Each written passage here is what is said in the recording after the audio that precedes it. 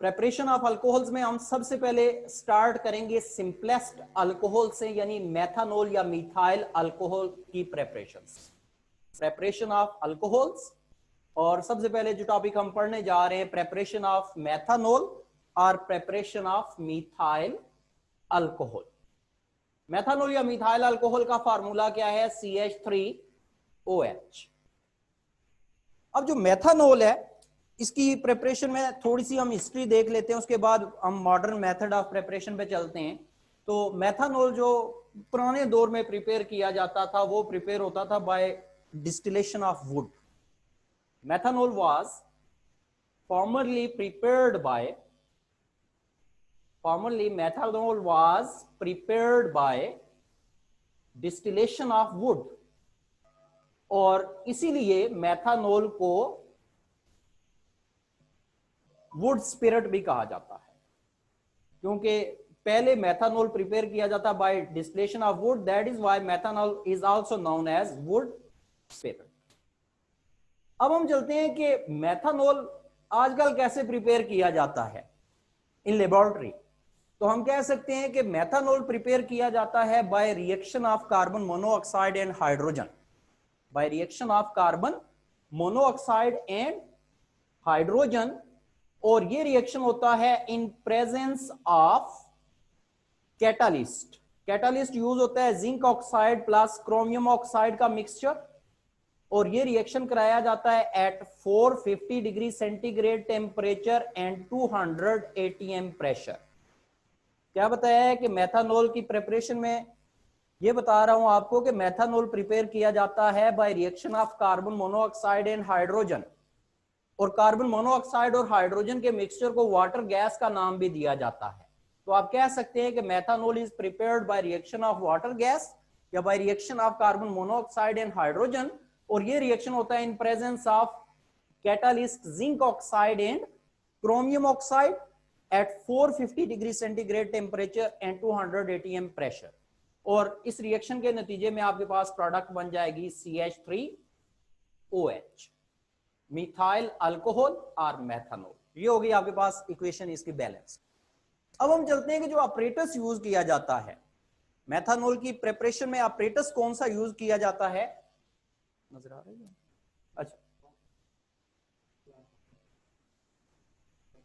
अच्छा, ऑपरेटस जो यूज किया जाता है उसमें यहां पे आपके पास सबसे पहला यूनिट है इसमें गैस प्योरीफायर।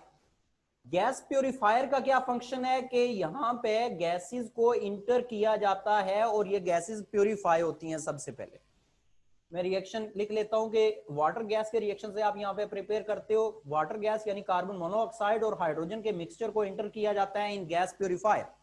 यहाँ पे इन गैसेस से इंप्योरिटीज रिमूव होती हैं या ये गैसेस प्योरीफाई होती हैं। गैस प्योरीफायर के बाद फिर ये गैसेस मूव करती हैं कंप्रेसर में। ये आपके पास इस ऑपरेटस का जो पोर्शन है इसको हम नाम देते हैं कंप्रेसर। कंप्रेसर का क्या फंक्शन है कि यहाँ पे गैसेस को कंप्रेस किया जाता है एट 200 एटमॉस्फेरिक प्रेशर। कंप्रेसर से आगे कंप्रेस्ड गैसेस फिर पास होती हैं इनटू कैटालिस्ट टावर।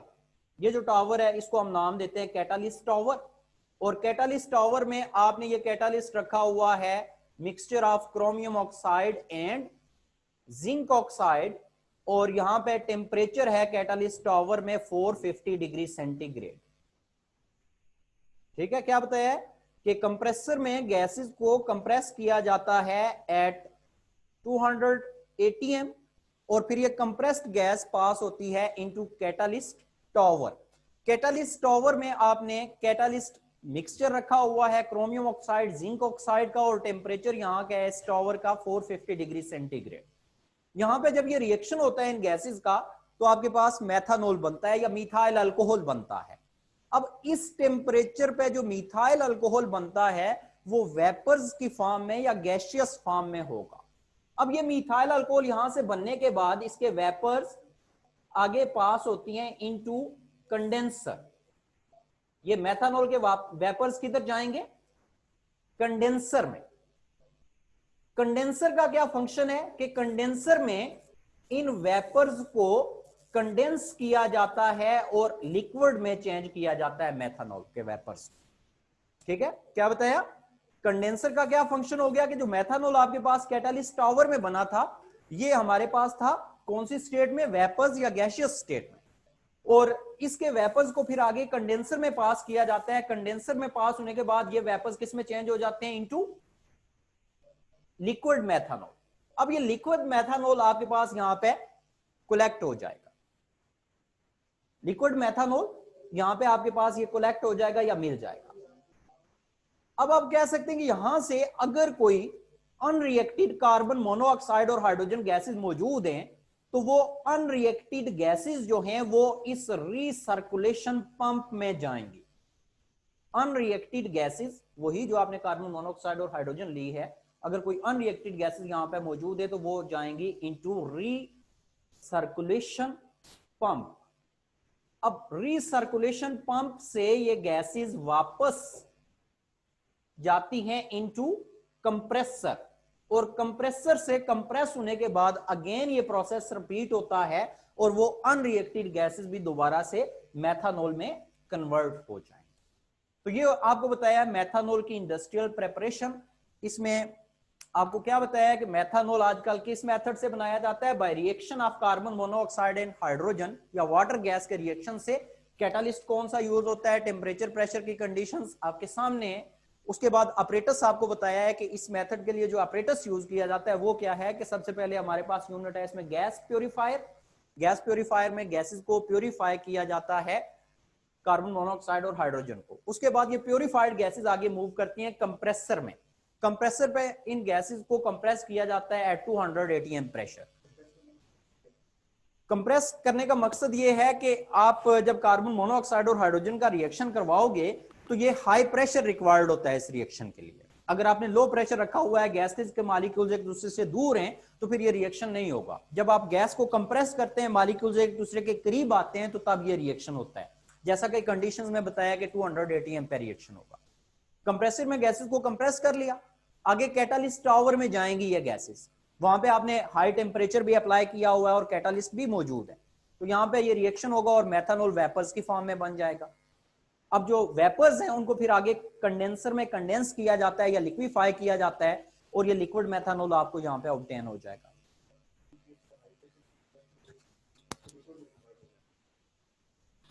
अब ये जो गैसेस हैं कार्बन मोनोऑक्साइड और हाइड्रोजन, ये इनका जो क्रिटिकल टेम्परेचर है वो इससे ज्यादा होता है। क्रिटिकल प्रेशर इससे ज्यादा होता है। अब इस प्रेशर पे ये गैसेस लिक्विफाई नहीं होती या लिक्विड में चेंज नहीं होंगी, ठीक है। सिर्फ ये मॉलिक्यूल्स एक दूसरे के क्लोज आएंगे, और क्लोज हम ला रहे हैं मॉलिक्यूल्स को रिएक्शन को फैसिलिटेट करने के लिए, ताकि रिएक्शन आसानी से हो जाए। अगर इसमें से कोई और क्वेश्चन है तो आप पूछ लें, नहीं तो हम नेक्स्ट मेथड पे चलते हैं फिर।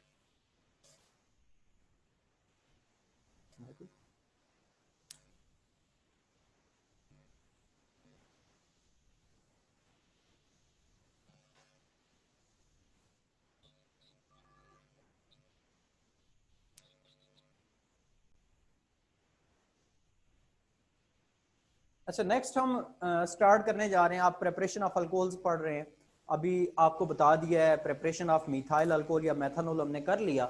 नेक्स्ट हम चलते हैं प्रेपरेशन ऑफ इथाइल अल्कोहल और ethanol. Preparation of ethyl alcohol और प्रेपरेशन ऑफ एथनॉल। एथनॉल कैसे प्रिपेयर किया जाता है? हम कह सकते हैं कि एथनॉल की प्रिपरेशन के लिए हम मेथड यूज करते हैं फर्मेंटेशन। जो प्रोसेस यूज किया जाता है एथनॉल की प्रिपरेशन के लिए वो कौन सा प्रोसेस है? Fermentation process. फर्मेंटेशन प्रोसेस से एथनॉल प्रिपेयर किया जाता है इन इंडस्ट्री। अब आप देखें कि जो फर्मेंटेशन प्रोसेस है, सबसे पहले आप इसको डिफाइन करें, व्हाट इज फर्मेंटेशन, और फर्मेंटेशन प्रोसेस के लिए जो कंडीशंस रिक्वायर्ड हैं वो कंडीशंस बताएं, उसके बाद हम बाकी डिटेल पे चलेंगे। तो हम कह सकते हैं कि fermentation is a biochemical process which takes place in presence of enzymes secreted by microorganisms। यानी फर्मेंटेशन एक बायोकेमिकल प्रोसेस है और ये इंजाइम्स की प्रेजेंस में होता है। A biochemical process takes place in presence of enzymes और ये एंजाइम्स किधर से आते हैं? These enzymes are secreted by microorganisms. तो हम कह सकते हैं कि fermentation is a biochemical process which takes place in presence of enzymes secreted by microorganisms. ठीक है, एक बायोकेमिकल प्रोसेस है और ये एंजाइम्स की प्रेजेंस में होता है और माइक्रो ऑर्गेनिज्म से ये एंजाइम सेक्रेट होते हैं। अब हम चलते हैं कि कंडीशंस फॉर फर्मेंटेशन कौन सी हैं या necessary conditions for fermentation. Important question है, ये आ सकता है। What is fermentation and which conditions are necessary or which conditions are required for fermentation process. तो फर्मेंटेशन प्रोसेस के लिए जो कंडीशंस हैं, इसमें सबसे पहली है आपके पास कि ऑप्टिमम टेम्परेचर फॉर फर्मेंटेशन होना चाहिए। और ऑप्टिमम टेम्परेचर क्या है फर्मेंटेशन के लिए? It is 25 to 35 degree centigrade. पहली कंडीशन आप कह सकते हैं कि फर्मेंटेशन प्रोसेस के लिए ऑप्टिमम टेम्परेचर है 25 to 35 डिग्री सेंटीग्रेड। इसके अलावा आप कह सकते हैं कि सेकंड कंडीशन लिख सकते हैं कि प्रॉपर एरेशन का होना भी जरूरी है, यानी जहां पे आप ये प्रोसेस करा रहे हैं वहां पे प्रॉपर एरेशन होना जरूरी है या एयर का प्रॉपर इंटर होना जरूरी है। प्रॉपर एरेशन के अलावा थर्ड कंडीशन आप लिख सकते हैं dilution of solution is also necessary for fermentation, यानी जो फर्मेंटेशन का प्रोसेस है वो डाइल्यूट सॉल्यूशन में होगा। अगर आप कंसंट्रेशन इंक्रीज करोगे तो जो एंजाइम्स है वो इनएक्टिव हो जाएंगे, जिसकी वजह से फर्मेंटेशन प्रोसेस नहीं हो सकेगा। प्रॉपर एरेशन के बाद नेक्स्ट कंडीशन आपको बताइए है डाइल्यूशन ऑफ सॉल्यूशन। और डाइल्यूशन ऑफ सॉल्यूशन के बाद आप ये कह सकते हैं कि फोर्थ कंडीशन है एब्सेंस ऑफ एनी प्रिजर्वेटिव, यानी आपने उस सॉल्यूशन में कोई प्रिजर्वेटिव ऐड नहीं करना। ये भी इसेंशियल कंडीशन है फॉर फर्मेंटेशन प्रोसेस। तो ये आपके पास आ गया कि एथानॉल इंडस्ट्री में प्रिपेयर किया जाता है बाय फर्मेंटेशन प्रोसेस, और फर्मेंटेशन प्रोसेस को डिफाइन कर लिया हमने और कंडीशंस आपको बता दी हैं फर्मेंटेशन के लिए। Optimum temperature 25 to 35 degree centigrade, उसके बाद प्रॉपर एरेशन का होना जरूरी है, डाइल्यूशन ऑफ सॉल्यूशन होनी चाहिए और absence of any preservative. Next हम चलते हैं कि इंडस्ट्री में आपने ये तो पढ़ लिया कि फर्मेंटेशन से एथानॉल बनाया जाता है। किस चीज की फर्मेंटेशन से हम एथानॉल प्रिपेयर करते हैं इन इंडस्ट्री? तो हम कह सकते हैं कि in Pakistan ethanol is prepared by fermentation of molasses,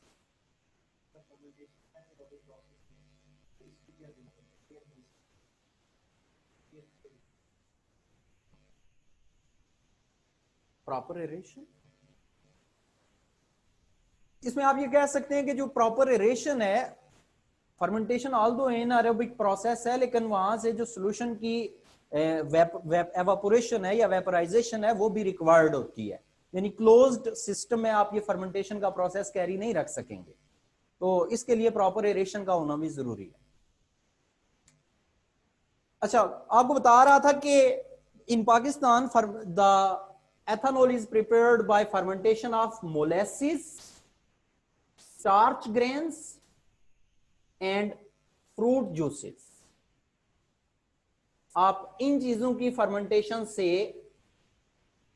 ethanol prepare कर सकते हैं।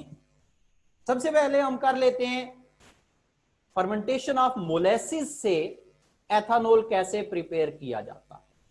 फर्मेंटेशन ऑफ मोलेसिस, तो पहले आपको ये पता होना चाहिए कि मोलेसिस क्या होता है। तो आप कह सकते हैं कि the residue left over after crystallisation of sugar from concentrated sugar cane juice, यानी शुगर कैन जूस से जब शुगर की क्रिस्टल्स सेपरेट कर ली जाती हैं तो बाकी जो रेजिड्यू, जो मटेरियल आपके पास बचता है, उसको हम नाम देते हैं molasses. What is molasses? Molasses is a residue left over after crystallisation of sugar. जब आप शुगर की क्रिस्टलाइजेशन कर लेते हैं शुगर कैन जूस से, तो बाकी जो मटेरियल बचता है उसको हम नाम देते हैं molasses. Residue left over after crystallisation of sugar from concentrated sugar cane juice. ये बात क्लियर है। मोलेसिस क्या होता है, तो आप कह सकते हैं कि जब हम शुगर केन जूस से शुगर के क्रिस्टल्स को अलग कर लेते हैं तो जो बाकी मटेरियल बचता है, जो रेजिड्यू बचता है, उसको हम नाम देते हैं मोलेसिस। और मोलेसिस से कैसे आप एथेनॉल प्रिपेयर करते हैं, ये रिएक्शंस में लिख लेता हूं। मोलेसिस है आपके पास, वही फार्मूला है इसका जो सुक्रोज का होता है। सुक्रोज क्या है, C12H22O11। मोलेसिस आपके पास ये आ गया इसका फार्मूला। सबसे पहले मोलेसिस की हाइड्रोलाइसिस होती है in presence of invertase enzyme. Molasses की हाइड्रोलाइसिस होती है कौन से एंजाइम की प्रेजेंस में होगा ये प्रोसेस, इन्वर्टेज की प्रेजेंस में। और ये जो एंजाइम है इन्वर्टेज, ये यीस्ट सेक्रीट करता है। कौन से माइक्रो ऑर्गेनिज्म से ये एंजाइम सेक्रीट होता है, यीस्ट। अब इसकी जब हाइड्रोलिसिस होती है तो पहले स्टेप में आपके पास बनता है glucose and fructose, C6H12O6 plus fructose का भी सेम फार्मूला है, C6H12O6। जैसा कि आपने इससे पहले पढ़ा होगा कि ग्लूकोज एंड फ्रक्टोज आइसोमर्स हैं। मॉलिक्यूलर फार्मूला इनका सेम होता है, स्ट्रक्चर डिफरेंट है। ग्लूकोज में एल्डिहाइडिक ग्रुप है जबकि फ्रक्टोज में कीटोनिक ग्रुप होता है। अब ये पहला स्टेप आपके पास आ गया कि मोलेसिस की हाइड्रोलिसिस होती है in presence of invertase enzyme और आपके पास ग्लूकोज एंड फ्रक्टोज बनता है। नेक्स्ट स्टेप में क्या होता है कि ये जो ग्लूकोज है इसका फर्दर रिएक्शन होता है in presence of जाइमेज enzyme. Second step में लिख लेता हूं C6H12O6, यानी जो आपके पास ग्लूकोज बना था फर्स्ट स्टेप में, इसका फर्दर रिएक्शन होगा और ये रिएक्शन होगा इन प्रेजेंस ऑफ जाइमेज, और जाइमेज भी यीस्ट सेक्रेट करता है और आपके पास यहां पे प्रोडक्ट बन जाएगी ethyl alcohol C2H5OH plus carbon dioxide CO2। तो ये आपके पास preparation of ethyl alcohol by fermentation of molasses हो गया। नेक्स्ट हम चलते हैं कि आप इथाइल अल्कोहल प्रिपेयर कर सकते हैं bye fermentation of starch also. अब स्टार्च की फर्मेंटेशन से आप इथाइल अल्कोहल कैसे प्रिपेयर कर सकते हैं, तो वो भी हम रिएक्शंस देख लेते हैं। स्टार्च आप फार्मूला आपको पता है स्टार्च का है, एक यूनिट का फार्मूला है C6H10O5 और एक मॉलिक्यूल में इस तरह की n नंबर ऑफ यूनिट्स हैं, C6H10O5 होल n। और पहले स्टेप में स्टार्च की हाइड्रोलिसिस होगी with n number of molecules of water और ये स्टेप होता है इन प्रेजेंस ऑफ एंजाइम डायास्टेज और डायास्टेज भी यीस्ट सेक्रेट करता है। आपके पास यहां पे फर्स्ट स्टेप में क्या चीज बनेगी, माल्टोज। फर्स्ट स्टेप में आपके पास बनेगा माल्टोज। माल्टोज सुक्रोज का आइसोमर है, इसका मॉलिक्यूलर फार्मूला सेम है जो कि सुक्रोज का था, C12H22O11। माल्टोज बन गया आपके पास। अब हम चलते हैं कि सेकंड स्टेप में क्या होता है कि जो माल्टोज है इसका फर्दर रिएक्शन होता है in presence of maltase enzyme और आपके पास प्रोडक्ट बनती है सेकंड स्टेप में ग्लूकोज। मैं सेकंड स्टेप लिख लेता हूं। फर्स्ट स्टेप में आपके पास माल्टोज बना था C12H22O11। इसका फर्दर रिएक्शन हुआ इन प्रेजेंस ऑफ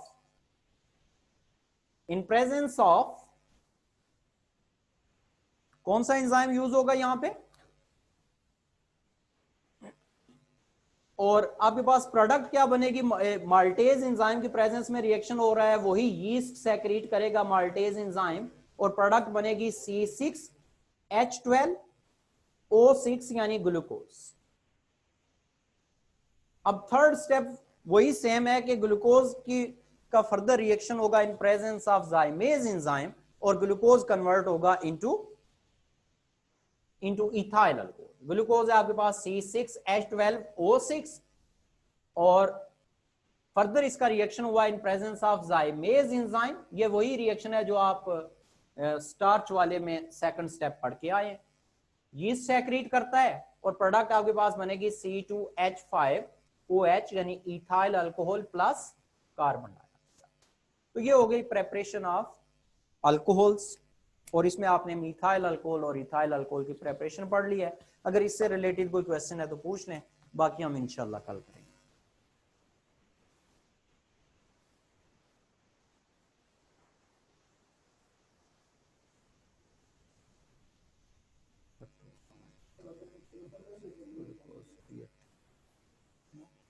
अच्छा बच्चे, फ्रक्टोज जो यहाँ पे बनता है, ये आप मोलेसिस वाली बात कर रहे हैं। फ्रक्टोज जो है वो सोल्यूशन के अंदर मौजूद रहता है। फ्रक्टोज सोल्यूशन के अंदर मौजूद रहता है, वो रिएक्शन नहीं करता फर्दर रिएक्शन में सिर्फ ग्लूकोज यूज होगा।